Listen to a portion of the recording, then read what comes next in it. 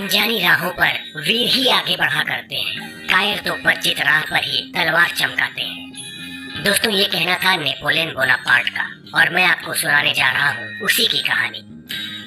तकलीफें हम सभी की जिंदगी में आती हैं, लेकिन हम में से कुछ लोग तकलीफों का मुकाबला करते हैं और कुछ लोग हार मान लेते हैं। लेकिन क्या कोई ऐसा है जिसकी जिंदगी में तकलीफें नहीं आती? तो क्या हम हार मान लें? नेपोलियन बोनापार्ट की ये एक छोटी सी कहानी शायद आपके हौसलों को बुलंद कर दे, ताकि अगर आपकी जिंदगी में कोई मुसीबत आए तो आप उसका सामना मजबूती के साथ करें। आपने नेपोलियन बोनापार्ट के बारे में सुना होगा। नेपोलियन बोनापार्ट फ्रांस का एक बहादुर, निडर और महान शासक था, जिसको इतिहास के पन्नों पे संसार के एक महान विजेता और सेनापति के तौर पे लिखा गया है। नेपोलियन बोनापार्ट का जन्म 15 अगस्त 1769 में अजाशियो नाम की एक जगह पे हुआ था। पिता का नाम था कार्लो बोनापार्ट और माँ का नाम था लेटिजिए रामोलिनो। नेपोलियन बोनापार्ट का विवाह मैरी लुइस के साथ हुआ था। नेपोलियन बोनापार्ट का कहना था कि असंभव शब्द सिर्फ बेवकूफों के शब्दकोश में पाया जाता है, और नेपोलियन बोनापार्ट ने अपनी जिंदगी में बहुत से असंभव कामों को संभव कर दिखाया था। नेपोलियन बोनापार्ट को जोखिम भरे काम को करना अच्छा लगता था। एक समय की बात है जब नेपोलियन बोनापार्ट को किसी युद्ध को करने के लिए आल्प्स पहाड़ को पार करके जाना था।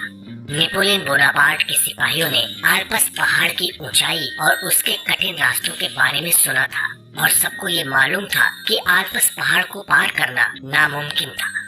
जब नेपोलियन बोनापार्ट युद्ध के लिए निकला तो उसको रास्ते में एक बुजुर्ग औरत मिली, जिसने नेपोलियन बोनापार्ट को कहा कि वो अपने सैनिकों को लेके वापस लौट जाए, क्योंकि आज तक आल्प्स पहाड़ को पार करने की जिसने भी कोशिश की है वो जिंदा नहीं बचा है। ये सुनकर नेपोलियन बोनापार्ट के सैनिक और भी ज्यादा डर गए, लेकिन नेपोलियन बोनापार्ट इस बात से डरा नहीं, और उसने उस बुजुर्ग महिला को अपना कीमती हीरो का हार भेंट देते हुए कहा कि मुझे जोखिम भरे काम करना पसंद है और आपने मेरा हौसला और भी ज्यादा बुलंद कर दिया है।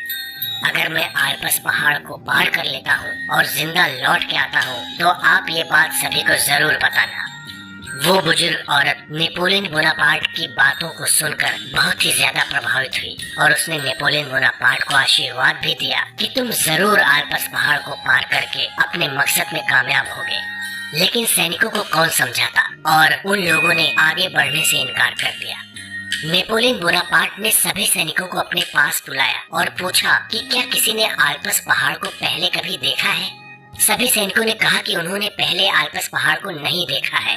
इस बात पे नेपोलियन बोनापार्ट ने सैनिकों से कहा कि तुम सब मेरे साथ आगे बढ़ो, जब आल्प्स पहाड़ आएगा तो मैं तुम लोगों को बता दूंगा, फिर तुम लोग मुझे बता देना कि तुमको आगे बढ़ना है या नहीं। सैनिक नेपोलियन बोनापार्ट की इस बात से तैयार हो गए और उन लोगों ने आगे बढ़ने का निश्चय किया।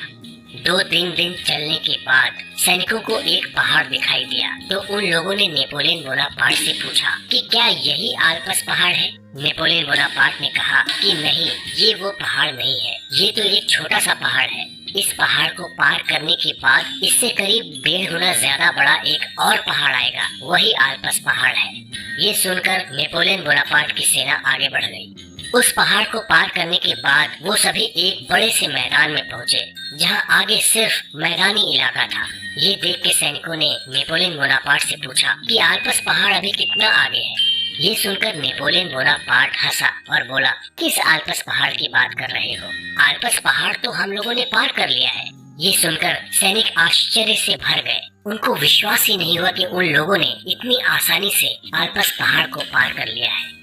नेपोलियन बोनापार्ट के उठाए गए इस कदम ने उसके सैनिकों का हौसला और भी ज्यादा बुलंद कर दिया, और उसका नतीजा ये हुआ कि नेपोलियन बोनापार्ट वो युद्ध भी नहीं हारा।